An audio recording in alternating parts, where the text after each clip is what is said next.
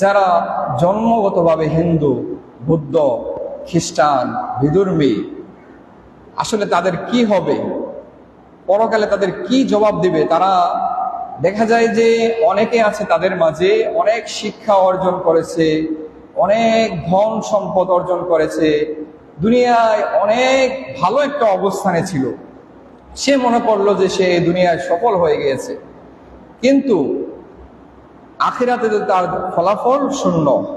এত কিছুতে সে দুনিয়ায় করলো, কিন্তু সে দুনিয়ার শিক্ষা দীক্ষা, টাকা পয়সা, ধন সম্পদ সব কিছুই কামালো, কিন্তু ইমানের মতো ধন রত্ন স্বর্ণ সে সেটাই পেল না। তার আখিরাতের জীবন ফলাফল শূন্য, তার কোনো কাজেই আসবে না এই জীবন।